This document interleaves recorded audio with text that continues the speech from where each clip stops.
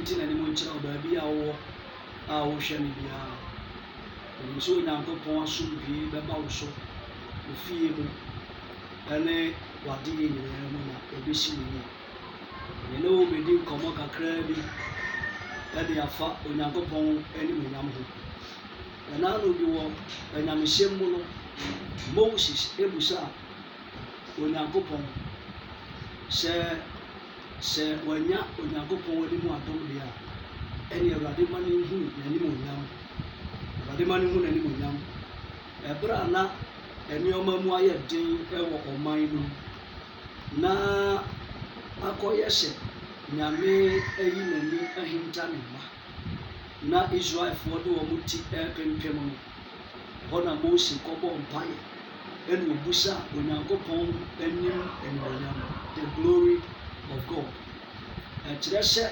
ewiase ne asetena mu no onipa biara hia Onyankopɔn animuonyam wohia Nyame animuonyam wɔ w'abrabɔ mu wohia Nyame animuonyam ɛwɔ w'asetena mu wohia Nyame animuonyam ɛwɔ dwumadie bi a wodi sɛ Nyankopɔn animuteɛ ɛne n'animuonyam ama onipa bi bra so a nanamontuo mu no ɔbrɛ na nneɛma ɛnsisi so yie ɛma no enti Moses kɔ Awurade anim sɛ Awurade ma menhunu w'animuonyam firi sɛ w'animuonyam ba mu a ɛno ɛna ɛbɛma nkonimdie aba wiase Israelfoɔ so na aka ankorankora nyinaa anɔpa yi awie anwummere berɛ a wotie biribiara na wohwɛ me no Onyankopɔn animuonyam ɛnyi ne ho adi ɛwɔ w'asetena mu ɛne w'abrabɔ wogye di aka amen kɛseɛ the glory of God yɛka Awurade animuonyam a the glory of God isn't just a feeling an event or Old Testament experience. It is a spiritual tsunami of every contained in the character of God. You cut the glory of God. You cut Onyankopɔn animuonyam a na enye feeling bi keke. Eya ebinom susu sɛ Nyame animuonyam no ɛyɛ atinka bi na wobenya atinka bi na ɛbɛba wo so na akyerɛ sɛ Nyame animuonyam ɛhyane ɛwɔ wo so baabi. Ɛyɛ Onyankopɔn ne su the character of God. Nyame animuonyam no ɛyɛ Onyankopɔn su the character of God. Onyame su a obi contain ɛwɔ n'abrabɔ mu ɛno ɛna emi ehunu sɛ Awurade animuonyam ɛyɛ adwuma na emom animuonyam no nyɛ just a feeling ɛnyɛ atinka sɛ me tinka sɛ me feeli sɛ ɛyɛ character ɛyɛ su a ɛda adi ɛwɔ nipa bi asetena mu ɛma yɛhunu ne saa. So the word glory is literally translated kabod in Hebrew. Hebrew for kase kabod, the glory of God. And that is almost kasa for heavyweight. Adia emu odu, adia ewenyina so. Awurade ani onyam no eye su na eye bribia emu odu a eba onipa so na etena onipa so na eni nipa nante. Na ntimi di nipa afa nea ɔnamu biara na de nkonimdi abrɛ no ɛna Greek foɔ nso sɛ yida no means the beauty of God. That is the glory of God. The glory of God. Yida Onyankopɔn ahoɔfɛ esu enti sɛ yɛka the glory of God a Nyankopɔn animuonyam a na kyerɛ sɛ yɛkyerɛ sɛ Nyame ɛda ne ho adi ɛwɔ ne tumi mu na hoɔden mu na ɛbɛboa nipa ama watumi ayɛ biribi na di nkonimdie abrɛ no. Hallelujah. Baabi a wohwɛ me anaa wotie me biara efiri no Onyankopɔn animuonyam a ɛyɛ ade a emu oduo no Onyame mfa saa animuonyam no ɛnto so. The kabod, the glory of God, heavyweight, the yida, the beauty of God no Onyankopɔn ɛma ɛnto so. Baabi a wohwɛ me na wotie bia na ɛmmoa na entumi mfa wonya nneɛma akɛse a Awurade ɛka ho asɛm. Enti no na Onyankopɔn ani onyam a yɛdi ho nkɔmmɔ no saa na Awurade pɛ sɛ ɔkyerɛ yɛn. It has been called the manifestation presence of God, but more than just a present, it's power. Yɛka Nyankopɔn ani onyam a the glory of God a na yɛnkyerɛ sɛ nyame presence manifest kɛkɛ na mmom ɛyɛ nyame tumi. Nyame ne onyam no gyina hɔ ma the power of God. Tumi a ɛyɛ adeɛ ɛwɔ Nyankopɔn mu. Enti sɛ Onyankopɔn ne onyam ɛreba wɔ bi so a ɛma saa nipa ne tumi ɛma ne tumi yɛ nea physical ntumi nyɛ. Ɛtumi yɛ nea ɛboro adwene ne nteaseɛ so. That is the glory of God. And the kind of power that resurrects, the glory of God no ɛyɛ the kind of power ɛtumi ma deɛ ɛwuo ɛsɔre. A kind of power it deliver, it overcomes and transforms. Hallelujah. Nyankopɔn ne onyam ɛba wɔ bi so a ɛma nneɛma a ɛwuo no tumi sɔre. Enti sɛ obiara meet the presence of God, the kabod and the leader ɛfiri Nyankopɔn so a saa nipa no biribi wu a ɛtumi sɔre. Saa ne onyam no bi ɛna ɛda adie wɔ Yesu Kristo dwumadie mu a onyame mmɔfra ɛne mmeranteɛ ne nipa bi a na wɔwuo. Sɛ onyame yi na ne onyam kyerɛ wɔ w'abrabɔ mu a biribi a ɛwuo biara no ɛnya nkwa. Baabi a wotie me na baabi a wohwɛ me firi bia Onyankopɔn teasefoɔ no ɔmpagya ne nsa ma wo na ɔma n'ani onyam a ɛgye nkwa, n'ani onyam a ɛpagya nipa eyi ade a ɛwuo ɛma ɛba nkwa mu no saa ne onyam no ebi ntɔw so in the name of Jesus Christ.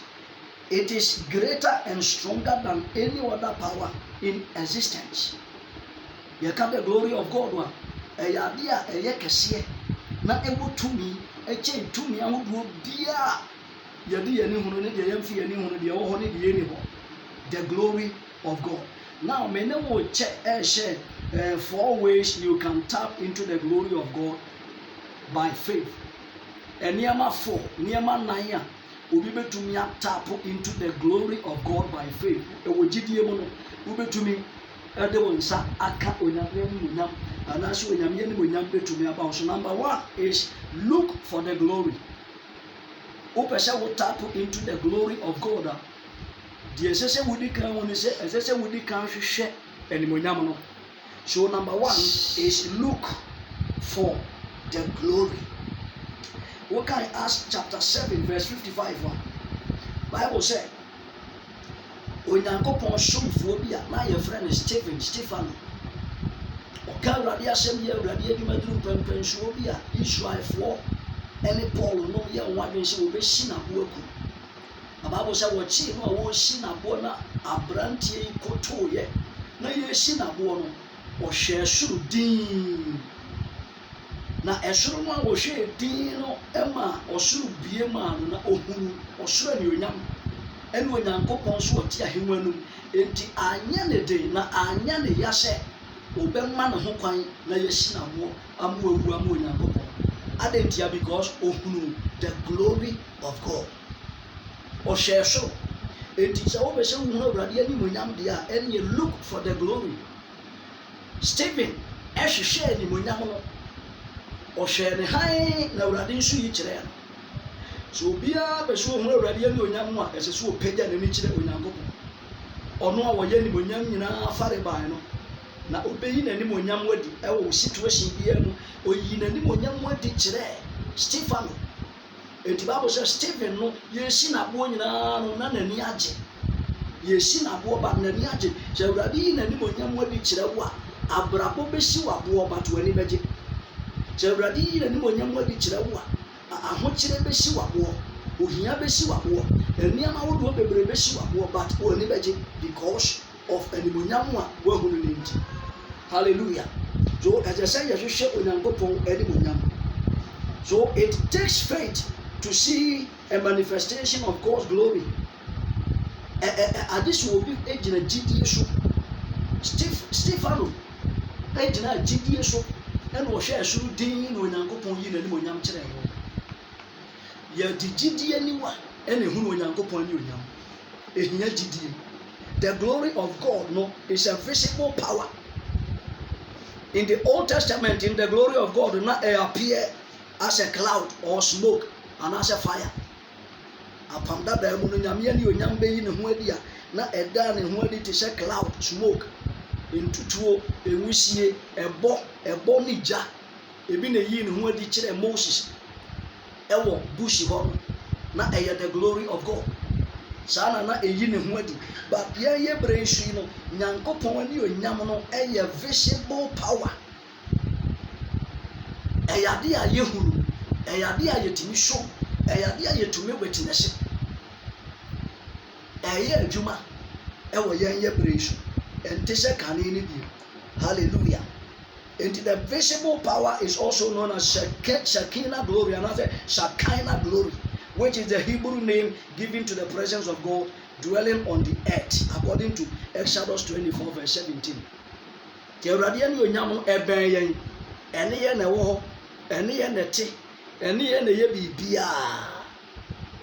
And the same glory that raised Jesus from the dead was manifest as fire by night and cloud by day in the wilderness. Sani mo nyam no a ye ka ho asem yi a epegya Yesu Kristo fra wufuo mu no sani mo nyam no a na yi ne ho adi e wo ehre no so Exodus chapter 13 verse 21 e wo Israel fo abrabom minim ehre so ba bi a wo sisi abara de ba ko minim ne so Onyankopɔn ne onyam yi ne ho adi a ebeyi wa firi hre so ebeyi wa fira kwawe so ebeyi wa fira asase so odin abrabo emu odin sikasemu emu odin awaresemu emu odin enioma emu odin hye Awurade ani onyam pie wo so a eyi wo firi Awurade ani onyam pie wo so na Awurade nyina ne dom so enyiw emfiri de wo famu no na enhye ne din ene nyam yeto so mienu a wobetumi afa so tap into the glory of God and say pray for the glory. Pray for the glory. Yedem paibo. Ye bompa ye sere Awurade ani onyam. Se Awurade ani onyam ebe ye ebe yi ne ho adi. Ewo ye nso. Ewo breti se yi. Enti Romans 8 verse 18 no e kan se bi. A e kire se ye betumi abompa ya sere osuru Nyankopɔn. Na yetumi tap into his glory. Na aboaye ewo ya brabo. So we must pray that the glory will be revealed to us, and in us you can see and experience the glory of God. As I see a bompaye, say onyame ani onyam no ebeyi ne ho adi akire ye na ayi ne ho adi nso wo yemu. Empaibo to me yo ebeyi ne ho adi wo yemu na yetumi experience Onyankopɔn. So when we pray the glory into the earth, miracles, signs and wonders will occur in the church and our personal lives. See a bompire, a was as we sure and Centrania Mamadier, able to me a sea. Centrania Mamadian, a Onyankopon, a Onyankopon to me, able to me a sea, a was Safunum, a was Shorinum, any young Cassa, yea, a sitting, any ya brapum.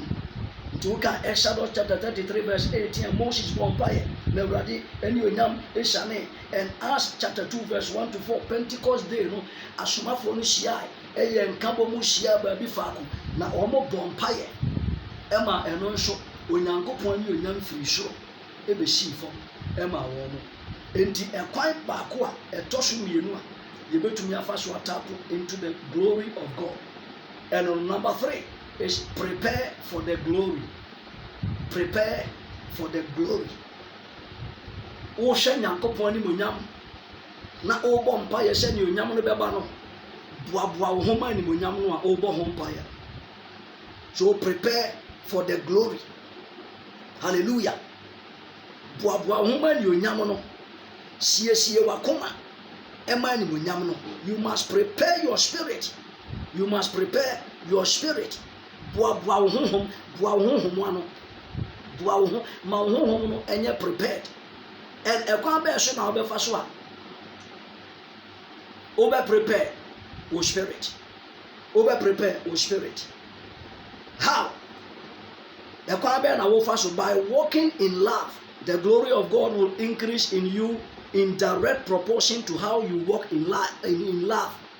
Onyankopɔn ni onyam no ebetumi ayi ne ho adi wo wabrabom ebra o nante odom odi odo ebo bra se Kristo ni se wiase se uyi wodo dia eno na o nante odom wasetena nyina ne mudwumade nyina mu a Emma would tap into the glory of God. And last point, number 4, is walk in glory. Walk in glory. The glory of God looks for a dwelling place. Adeɛ baako a ɛsi ɛhyɛ no nso ne wɔn sɛ Nyankopɔn ne onyam no da bia ɛhwehwɛ beaeɛ bi atena, ɛpɛ dan bi mu atena, ɛpɛ baabi de ne ho ahyɛ. In the olden days, you know, Old Testament, you know, na Onyankopɔn glory, no, the presence of God, na ɛtena tabernacle mu, ntomadan no ana Israelfoɔ ɛde wɔn nsa yɛ no. Enum na na ebere bia Nyankopɔn ne onyam hyane wɔ wɔn mu a ntomadan no na ɛba. In the olden days, but say wɔ yɛyɛ bresu ɛwɔ new covenant yi mu yi no, 1 Corinthians chapter 3 verse 16 no bɛka kyerɛ sɛ ɛnyɛ ntomadan no biem na mmom yɛyɛ nipadua yi ɛyɛ Onyankopɔn asɔredan. Enti yɛ nipadua yi Onyankopɔn asɔredan deɛ na Nyame honhom te mu deɛ ɛyɛ na say yɛyɛ bresu wɔ new covenant yi mu yi no, Onyame ani onyam no ɛdan a etumi tena mu ɛne mɛne wo mienu yɛ nipadua. Hallelujah. Enti yɛpɛsɛ tap into the glory of God. Yɛma yɛ nipadua no a ɛyɛ Onyankopɔn asɔredan no, yɛma saa nipadua no kwan. Yɛmmie saa akoma yi ɛma susu kronkron na ɔma n'ani onyam ɛmɛhyɛ yɛ akoma no a ɛyɛ dan no mu ma na atumi ada ne ho, because it's one thing to have the glory, but it's another thing to know how to walk in it. Sɛ wobɛnya Awurade anim onyam no ɛyɛ adeɛ baako, ɛna ɛsan yɛ adeɛ baako nso sɛ wobɛtumi anante anim onyam no mu. Wonya no ɛwɔ hɔ, sɛ wonante mu nso ɛwɔ hɔ, na onyame pɛ sɛ yɛnya n'ani onyam na yɛnante n'ani onyam mu. Yɛnante n'ani onyam mu no sɛ yɛde n'ani onyam no yɛbɔ animonyam no mu bra. Yɛma ne onyam no ada ne ho adi wɔ yɛ adwumadi ahodoɔ nyinaa mu, yɛasetena nyinaa mu, na ayɛ nhyira de ama yɛn. So when the believers experienced the glory of God at Pentecost, they went out and started turning the world upside down for Jesus. Ɛberɛ a asomafoɔ no hyiaeɛ a Yesu Kristo yii ne ho adi na sunsun kronkron hyane wɔn ntam sɛ ogya na ɛgyina wɔn a Onyame anim onyam no, the manifestation of the presence of God, the glory of God no, ɛma ɛsomafoɔ no tumi kɔtɛne down wiase. Wɔn sesɛn wiase, wɔn de nsakraeɛ bi baa wiase, because na wɔn ahyia, wɔn anya encounter with the glory of God. Sɛ Awurade anim onyam tɔ wo so a, Awurade de nsesaeɛ ba wo ababra. Sɛ Awurade anim onyam tɔ wo so a, Onyame nam saa kwan no so ɛfa wo so. And then nsesaeɛ ba wiase. And onyam atɔ wo so a, ɛde nsesaeɛ ba wo fie. And onyam atɔ wo so a, ɛde nsesaeɛ ba wo adwuma. And onyam atɔ wo so a, asuafoɔ no nyɛ animonyam no, na saa animonyam no nti wɔsesɛn wiase. They preach the gospel and work miracles, signs and wonders. And the Lord added to the church daily those who were being saved, according to Acts chapter 2 verse 47. And onyam no ba wɔn so no, ɛboa wɔn, ɛpagya wɔn, ɛma wɔn tumi kyiri yɛ adwuma Awurade de ahyɛ wɔn nsa. Onipa bia hia Awurade ani onyam. Ɛberɛ a mede kasa yi ba wie yi, obi a wɔhwɛ me na wɔtie me bia wo hia sɛ the glory of God ebe manifested in your life. Ɛno na ɛbɛboa wo na wakyini wiase nyinaa, na watumi ayɛ de Awurade hyɛ wo sɛ yɛ, na wanya ahoɔden ɛboro soɔ na kyɛn so, na ɔsoro Nyankopɔn atumi asi fam abɛhwɛ wo. Awurade mmoa wo na n'ani onyam ɛnyɛ kɛseɛ. Me ne wo bɔ mpaeɛ. Awurade Nyankopɔn pagya ne nsa wɔ wo so, obi bia wɔhwɛ me na wɔtie me. Ɔdom Nyankopɔn a ɔde ne dom firi soro na oyi n'ani onyam kyerɛ ne mma, fa n'ani onyam mu yɛ nsɛnkyerɛnne ne anwanwadeɛ no.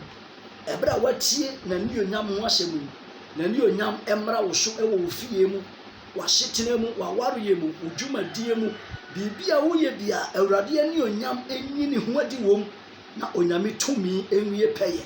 Ɛmfa nsɛnkyerɛnne mmra na ɛmfa danseɛ mmra w'abrabɔ. Yesu Kristo Nasarene din mu ɛna makasa. Amen. Awurade nhyira wo sɛ wonya abrɛ